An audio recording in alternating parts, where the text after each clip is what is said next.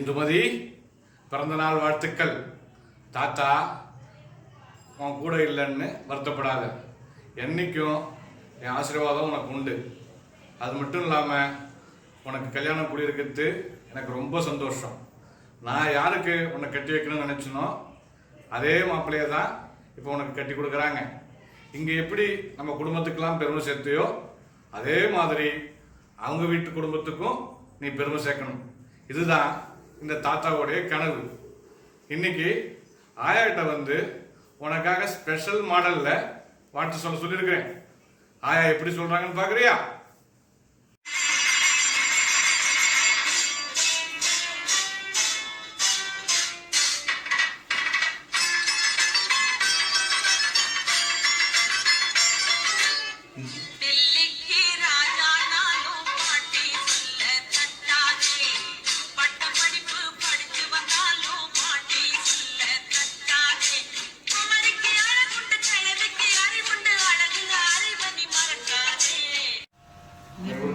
வணக்கம். இந்த இனிய நாள் என்னவென்றால் எங்கள் வீட்டு பிள்ளையின் ஒரு இனிய பிறந்த நாள் விழா. இதை அவருடன் மேல் சென்று சிறப்பிக்கோ அல்ல முதலாம் தேதியோ கொண்டாட முடியவில்லை. எனினும் இந்த விழாவை சிறப்பிக்கும் வகையில் நாங்கள் எங்கள் மாமனாரின் வீட்டில், அதாவது சிவராமையாவின் வீட்டில் ஒரு சிறிய நிகழ்ச்சியை செய்து அவருக்கு கொடுத்து வழங்கலாம் என்று முடிவு செய்துள்ளோம். இதை நீங்கள் கேட்பதை விட ஒரு நேரடியாக ஒரு விழாவிலே பார்க்கலாம். அதுதான் இந்த நிகழ்ச்சியின் சிறப்பு. One by one okay. எங்கள் அண்ணன் ரவி அவர்களுக்கும் எங்கள் அண்ணி மகாலட்சுமி அண்ணி அவர்களுக்கும் குழந்தையை நாங்கள் கொண்டாடினோம், தாளாட்டினோம், சீராட்டினோம். இதோ அவரை தாளாட்டிய காட்சியை நீங்களே கண்டுகிறீர்கள்.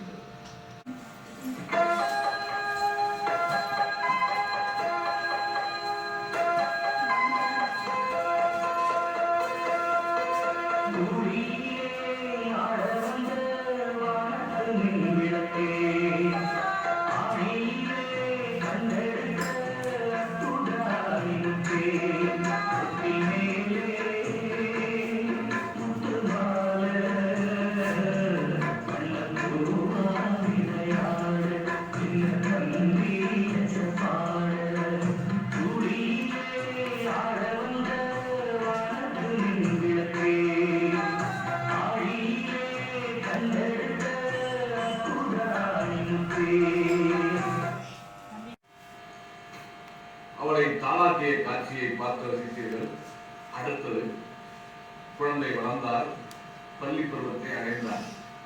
இப்பொழுது அவள் வாழ்க்கையில் ஒரு சிறிய ட்விஸ்ட், அங்கே சொன்னால் அது ஒரு ட்விஸ்ட் என்னவென்றால், இது வந்து ஒரு பெரிய அட்டாச்மெண்ட்டுங்க. எங்கள் மாமனார் மாமியார் சிவராமன் பிரேமா தம்பதியர்களுக்கும் அவர்கள் மூத்த பிள்ளை, அதாவது மகாலட்சுமியும் அவர்கள் கணவர் ரவிக்கும் இந்த குழந்தை இந்துமதியை யார் வளர்ப்பது என்று. ஏனென்றால் எங்கள் மாமனாருக்கு 3 பெண் பிள்ளை. அவர்கள் எல்லாரும் அந்த வீட்டை விட்டு சென்று விட்டார்கள். படிப்பதற்காகவும் திருமணம் முடிந்தோ அந்த வீட்டை விட்டு சென்று விட்டார்கள்.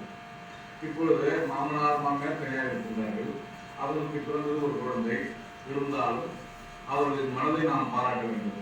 அப்பா, நீ என் பெண்ணை எங்களை எப்படி வளர்த்தாயோ, 3 பேரை வளர்த்தாயோ அதை போல் நீ இந்த பெண்ணை வளர்த்து தர வேண்டும் என்று அந்நியார் அவர்கள் கூறினார்கள். அதற்கேற்ப இவர்கள் வளர்க்க ஆரம்பித்தார்கள்.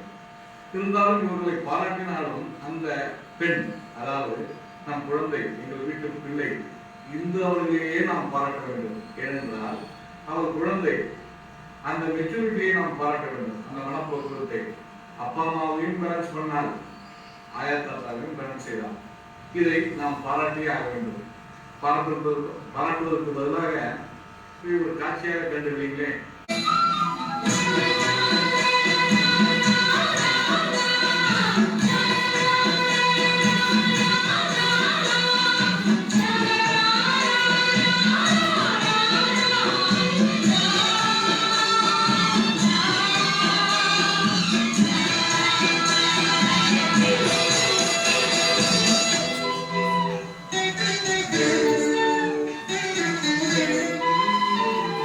பூவே பூச்சுருளவா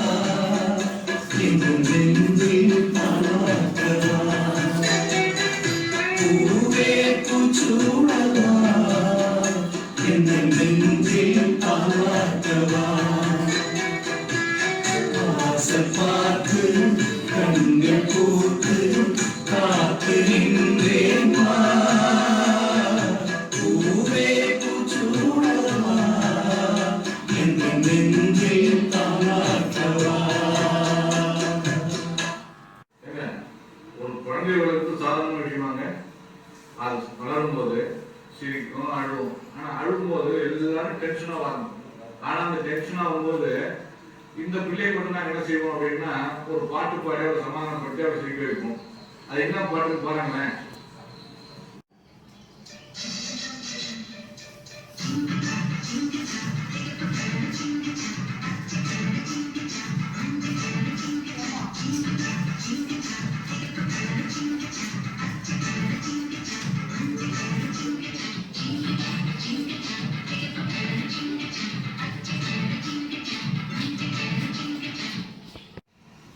எல்லா பெண்ணும் தன் வாழ்க்கையில் ஒரு பருவத்தை அடைவார்கள்.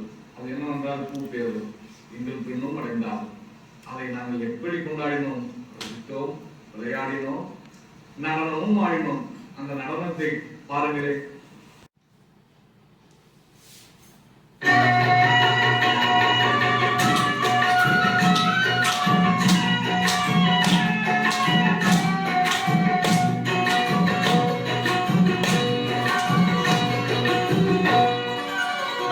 சந்தானம் அழகும் குங்குமம் அழகு ஒரு அழகு கட்டணம் புதிய புத்தகம் சீரிக்கும் பந்தரிலே ஒரு சுந்தரம் வந்தது போ ஒரு சுந்தரி வந்தது ஒரு மந்திரம் செஞ்சது போ பல மாயங்கள் கண்டது இது பூவே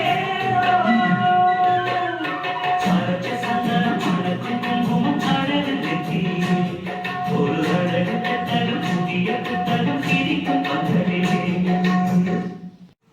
பள்ளி பருவம் முடிந்தது. அடுத்தது என்னங்க? கல்லூரி பருவம்.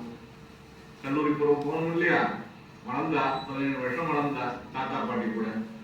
அடுத்தது அவங்க அப்பா அம்மாவுக்கு ஆசை இருக்கும் இல்லைங்களா? அம்மா வந்துடுடான்னு கூப்பிட்டாங்க. சரி சொல்லிட்டு இவரும் போனான். அப்ப அவர்களின் உணர்ச்சி எப்படி இருந்தது? உணர்ச்சி தருந்துச்சா இல்லையா? பாருங்க.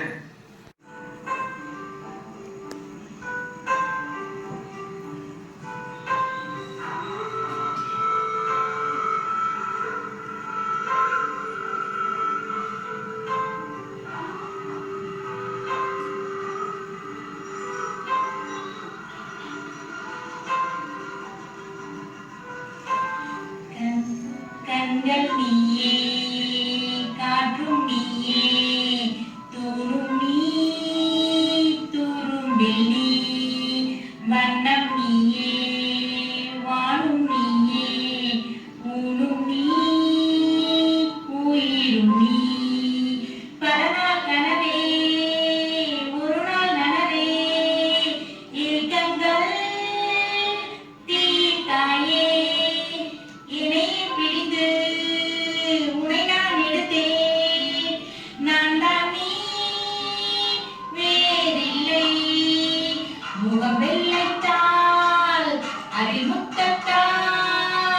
ஒரு வெப்பாவை நான் செய்தேன் கண்ணே, இதயத்தில் நீ என் தீர்த்தால் அதில் திருத்தங்கள் நீ செய்தாய் கண்ணே.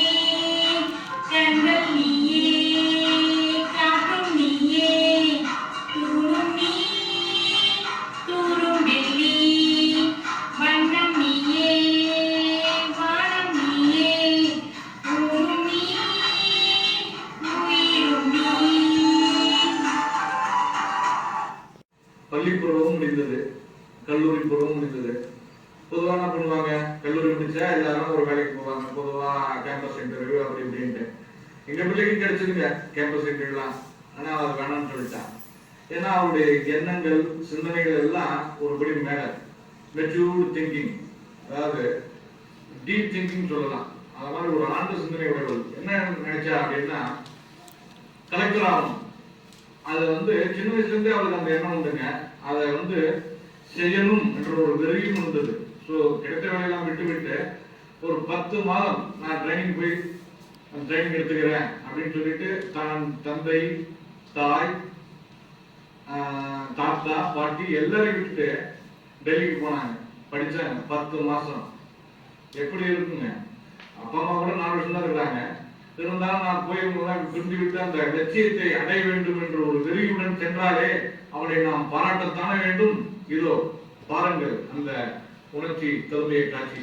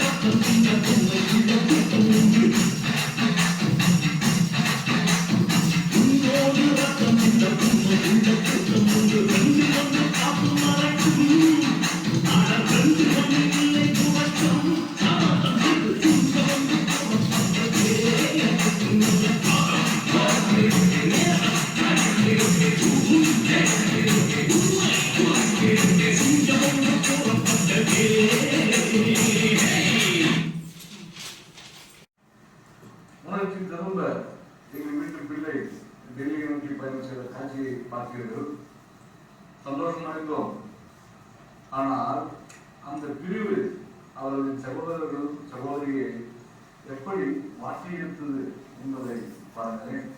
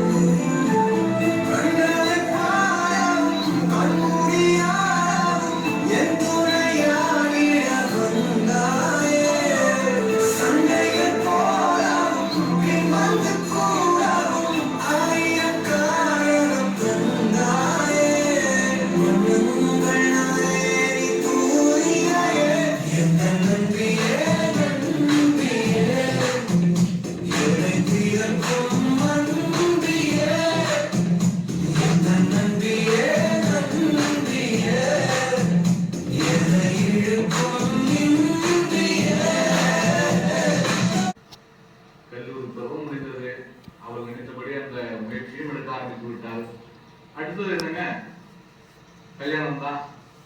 சரி, கல்யாணம் அப்ப விட்டுலாமா? இல்ல, விடாமுயற்சி விஸ்வரூப வெற்றி. அதையும் தொடர்ந்தால் அதுக்கேற்ற மாதிரி கல்யாணமும் நாங்களும் போய் பார்க்கலைங்க. ஆட்டோமேட்டிக்கா அவங்க அத்தை எப்படி ஒரு சொந்தத்தை விட முடியும் அப்படின்னு நினைச்சாங்க. எங்களுக்கும் விருப்பம் இருந்தது.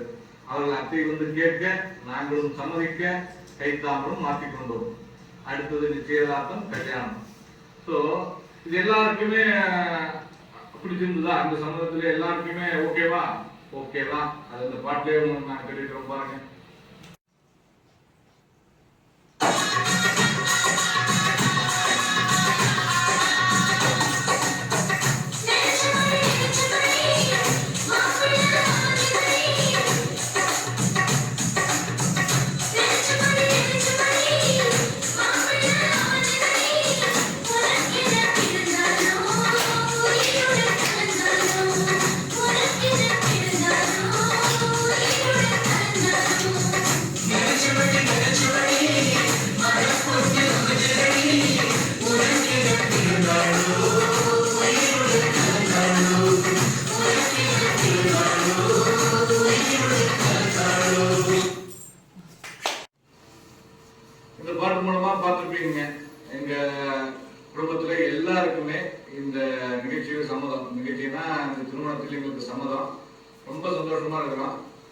எங்க பொண்ணு எங்களுக்கு ஸ்பெஷலுங்க. எப்படி ஸ்பெஷல் அப்படின்னா, 23 வயசு ஆச்சுங்க. சின்ன வயசுல அவங்க சித்திகள்லாம் அவங்க அட்வைஸ் பண்ணுவாங்க. இன்னைக்கு எப்படி இருக்கு சுச்சுவேஷன் அப்படின்னா, இவர்களுக்கு அதாவது அவங்க நெருக்கமான உறவினர்கள் சித்திகளுக்கு ஏதாவது ஒரு பிரச்சனைன்னா அந்த இளம் பெண்ணிடம், அதாவது 23 வயதே ஆன அந்த பெண்ணிடம் ஒரு ஒப்பீனியன் கேட்குறாங்க, மனப்பாரத்தை ஷேர் பண்றாங்க. So you have to think அவ எந்த அளவுக்கு மெச்சூரா இருக்கிறா, அவருடைய சிந்தனை எப்படி இருந்தா ஒரு ஒரு குடும்ப பெண்ணுக்கு அவங்க ஒரு சமாதானமோ இல்ல அவர்கள் மனதை தெளிவுபடுத்தக்கூடிய ஒரு ஆற்றலோ இருக்குதுன்னு பார்த்துக்கலாம். அது மட்டும் இல்ல, she is having a great leadership. அதாவது ஒரு நிகழ்ச்சி, அதாவது ரீசெண்டா அவங்க அப்பா அம்மாவோட 25வது கல்யாணத்தை தனி ஒரு ஆளா இருந்து ஒரு மேனேஜ்மெண்ட் குவாலிட்டியை வச்சுக்கொண்டு ஒர்க்கை டிஸ்ட்ரிபியூட் பண்ணி ஒரு நல்ல அழகா அந்த நிகழ்ச்சியை செய்து முடித்தாங்க. இதெல்லாம் நாங்கள் பாராட்டுறோம்.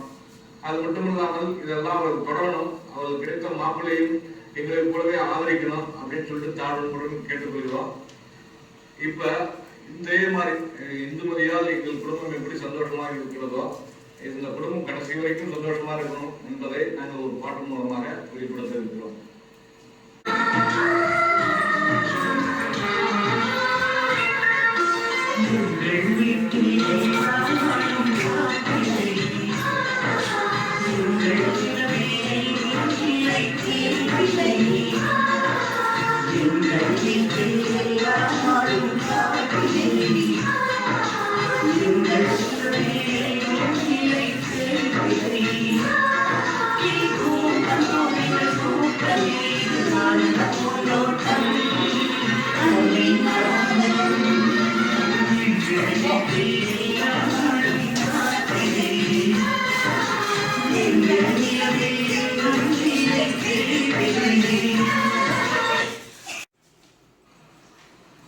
இந்த நிகழ்ச்சியை பார்த்து அனைவரும் சந்தோஷம் அடைந்திருக்கீங்கன்னு நினைக்கின்றோம்.